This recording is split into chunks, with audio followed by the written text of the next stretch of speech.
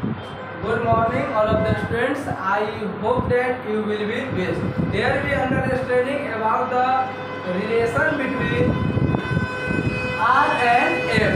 यानी आज हम लोग जानेंगे कि किसी भी अवतल दर्पण में सिद्ध करें कि R बराबर 2F होता है या F बराबर R/2 होता है, या किसी अवतल दर्पण में वक्रता त्रिज्या उसकी फोकस दूरी की दुगुनी होती है, या किसी अवतल दर्पण में फोकस दूरी उसकी वक्रता त्रिज्या की आधी होती है। ये हमें सिद्ध करना है। बतला दिए है क्या क्या क्वेश्चन आएगा।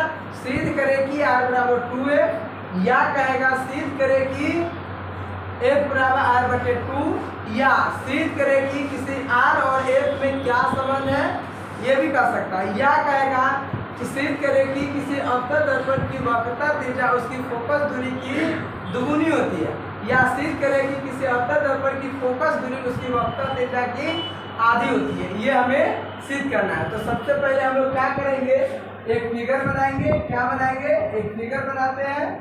ऐसे एक फिगर बनाइएगा। इस दर्पण का नाम दे देंगे MN। क्या दे देंगे, MN। इसके बाद ये मुख्य अक्ष है, इसका नाम क्या दे दिए, MN। इसके बाद कोई भी एक वस्तु ले लेंगे, मान लीजिए AB वस्तु ले लिए, ठीक है, AB वस्तु ले लिए। इससे कोई प्रकाश की किरण ऐसे, तो ये टकराएगा किससे, दर्पण से। तो कहाँ से निकलेगा, फोकस से। कहाँ से, फोकस से। क्या निकलेगा, फोकस से निकलता है। मान लीजिए यहाँ पर वस्तु को ले लेते, इसका नाम दे देते हैं AB, ठीक है। तो अब मान लीजिए वस्तु को ले लेते, यहाँ पर ये अब ये देखिएगा। तो सबसे पहले लिख लेते हैं, माना कि, क्या चीज लिखेंगे, माना कि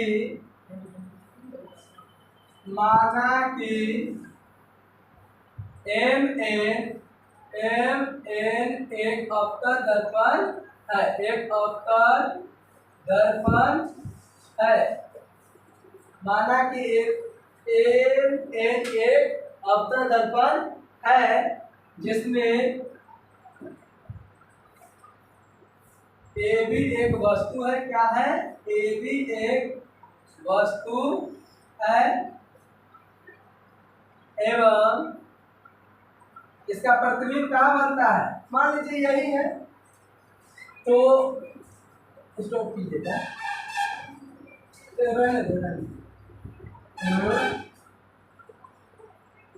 इसका नाम AB दे दिए, इसका नाम दे देते हैं P, इसका नाम दे देते हैं ये टकराया। तो माना कि ये भी एक वस्तु है एवं F और R इसके फोकस दूरी एवं क्या है, और वक्रता त्रिज्या है। तो हमें सिद्ध करना है कि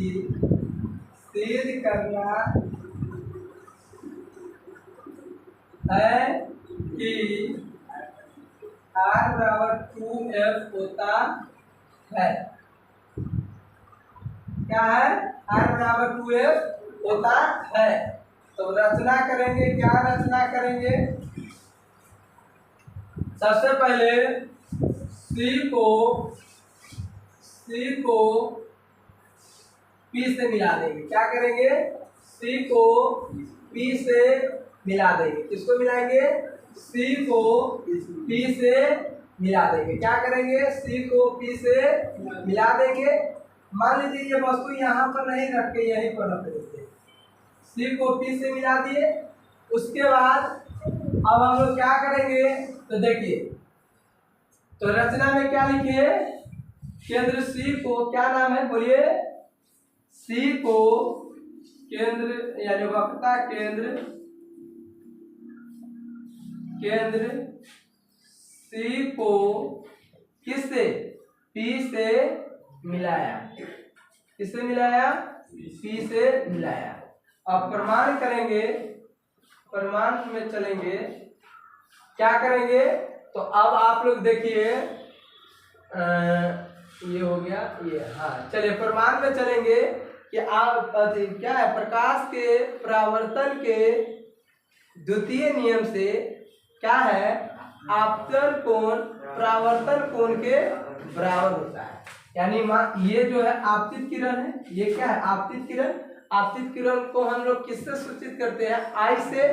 तो ये हो गया आई, कोण आई, और ये हो गया, ये अविलंब है, ठीक है। और ये जो निकल रहा है ये हो गया परावर्तित किरण। टकराने के बाद जो किरण रिटर्न होती है उसी को ना परावर्तित किरण कहते हैं। तो ये हो गया परावर्तित किरण। अविलंब और परावर्तित किरण के बीच के कोण को क्या कहेंगे, परावर्तन कोण। परावर्तन कोण को कोण आर से सूचित करते हैं। तो ये हो गया आपतित किरण, ये हो गया परावर्तित किरण। तो आपतित किरण और अविलंब के बीच से बने कोण को हम लोग आपतन कोण कहते हैं, जिसको आई से सूचित करते हैं। और अविलंब और परावर्तित किरण के बीच बने कोण को हम लोग परावर्तन कोण कहते हैं, जिसको हम लोग कोण आर से सूचित करते हैं। तो ये हो गया। तो प्रकाश के परावर्तन के द्वितीय नियम कहता है कि आपतन कोण परावर्तन कोण के बराबर होता है। यानी कि आपतन बिंदु पर खींचे हुए अविलंब, आपतन बिंदु पर खींचे हुए अविलंब जो होगा तो उस पर जो कोण बनता है आपतन कोण और परावर्तन कोण, वह एक दूसरे के क्या होता है, बराबर होता है। तो क्या कहेंगे, प्रकाश के परावर्तन के द्वितीय नियम से प्रकाश के परावर्तन के द्वितीय नियम से, द्वितीय नियम से प्रकाश के परावर्तन के द्वितीय नियम क्या है, आपतन कोण परावर्तन कोण के बराबर होता है। यानी आपतन कोण बराबर क्या चीज, परावर्तन कोण। बोलिए, आपतन कोण को कथी से सूचित किए, कोण आई से। कोण आई बराबर कोण, इसको समीकरण 1 मान लेंगे। क्या मान लेंगे, समीकरण 1 मान लेंगे। क्या मान लेंगे, समीकरण 1 मान लेंगे। और एपी जो किरण है क्या है, और यानी पुनः चलते हैं। एपी जो है यानी कि आपतित किरण एपी मुख्य अक्ष के क्या होगी, समांतर ही होगी। कोई भी किरण तो मुख्य अक्ष के समांतर ही जाती है। तो एपी जो किरण है वह मुख्य अक्ष के क्या है, समांतर है। तो कहेंगे पुनः, चूंकि ए आपतित किरण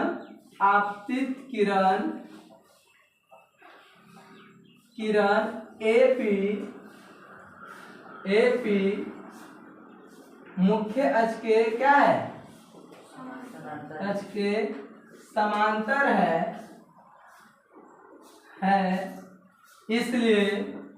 इसलिए बतलाइए, अब बतलाइए, कोई भी किरण समांतर होती है, यानी जब कोई दो किरण समांतर होती है तो तो अगर कोई भी दो किरण समांतर होती है तो उसके क्या होता है, बोलिए, जब कोई दो किरण समांतर होती है तो उसके एकांतर कोण बराबर होती है और शीर्षाभिमुख कोण भी क्या होती है, बराबर होती है। तो एकांतर कोण यानी कि क्या है, ये कोण जो है, ये कोण, इसका नाम क्या दीजिएगा, कोण क्या नाम दीजिएगा, पी सी, इसका नाम दे दीजिए पी, यानी ओ है।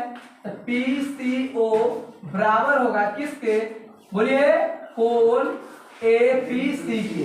किससे, एकांतर कोण से। ये कोण जो है इसके बराबर है ना, नहीं समझे, एकांतर कोण मतलब जानिए, ये कोण इसके बराबर हुआ ना, तो वही एकांतर कोण है। तो कहेंगे कोण PCF भी बोल सकते हैं उसी को, PCF या PC, यही लाइन है।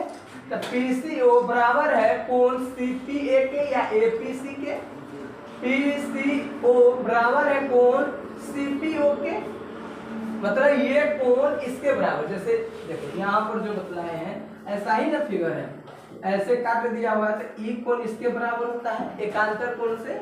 ये अभिगृहित है कि जब कोई दो समांतर रेखाएं हो तो उसको अगर कोई तीसरी रेखा काटती है तो एकांतर कोण बराबर होती है, शीर्षाभिमुख कोण बराबर होती है, सम्मुख कोण बराबर होती है, और अंतः संगत कोणों का योग 180 डिग्री होता है। ये बतलाए हुए फंडामेंटल क्लास में।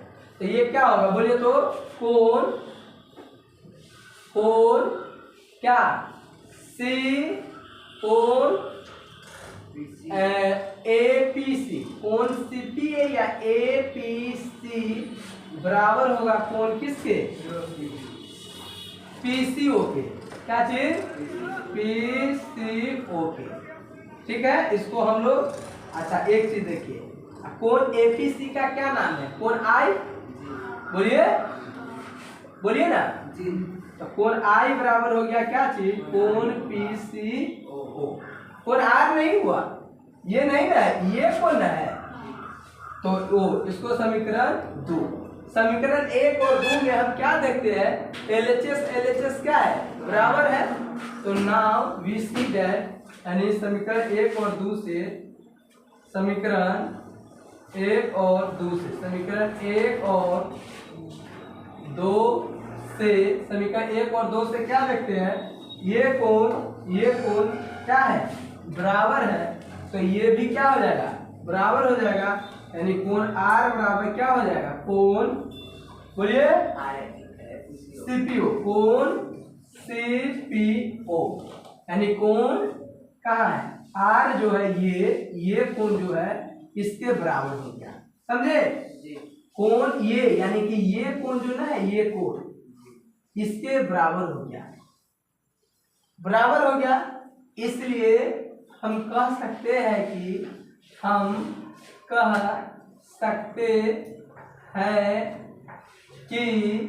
क्या चीज कह सकते हैं कि ऐसे आकृति है, देखिए तो ऐसा आकृति है जिसमें ई कोण इसके बराबर है। तो जब किसी त्रिभुज के दो कोण बराबर हो तो वह समद्विबाहु त्रिभुज होती है।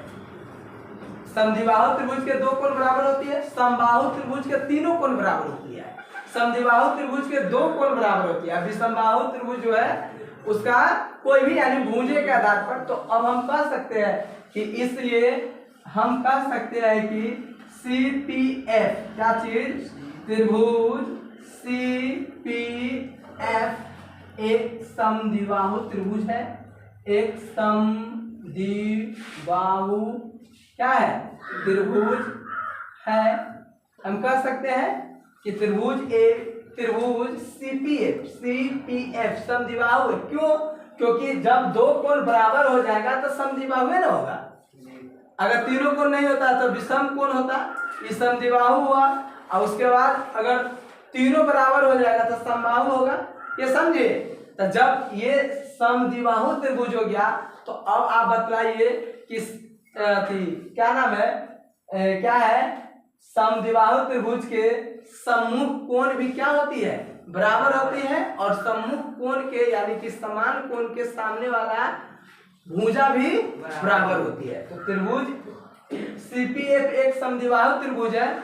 इसलिए क्या चीज हो सकता है, तो बोलिए इसके सामने वाला कौन भुजा है, इसके सामने वाला कोण R के सामने वाला क्या है, बोलिए जल्दी, नहीं समझे, समद्विबाहु त्रिभुज है, इतना समझ गए। अब बतलाइए कि इसके सामने वाला कोण क्या है, क्या है, भुजा।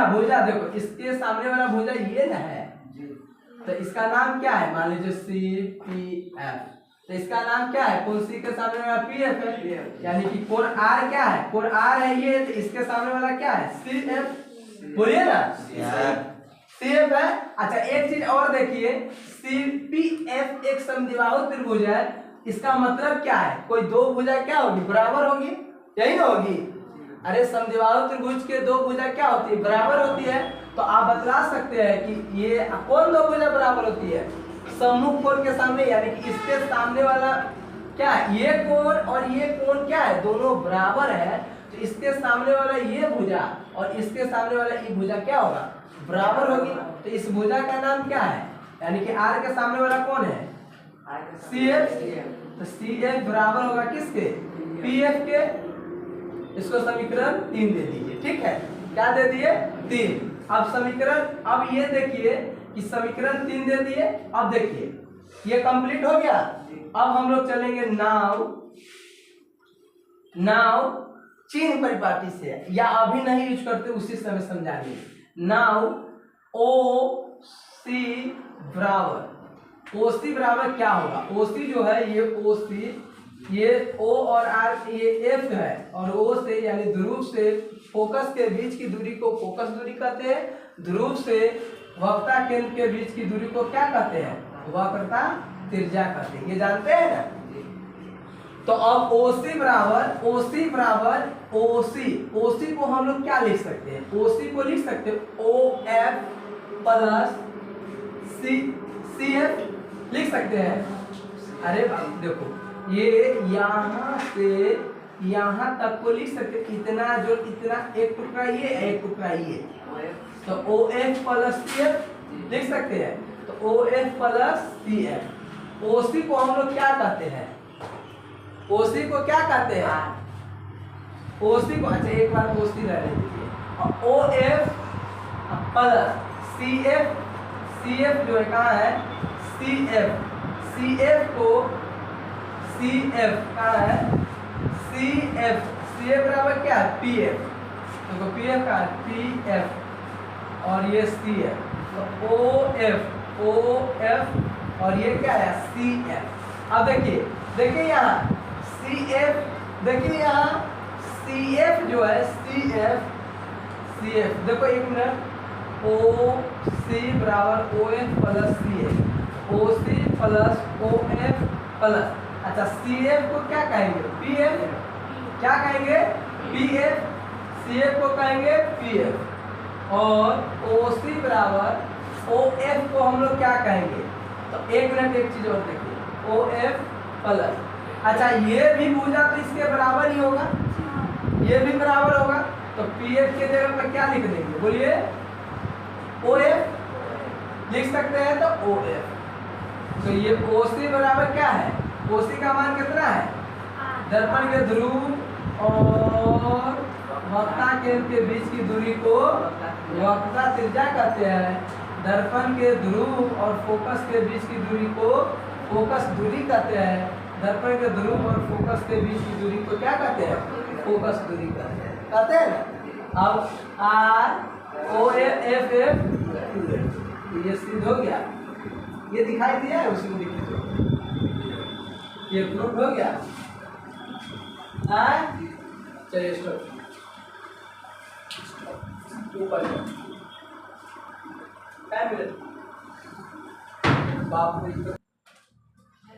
ये देखिए, ये कैसे हुआ पता चला है? PA बराबर OF, यानी PF बराबर OF कब होगा? जब P O के बहुत नजदीक हो, यानी कि बहुत इक्वल हो, यानी कि नजदीक रहेगा तो भी बराबर होगा। तो वहां लिख देना होगा आपको, जब P F के बहुत क्या हो?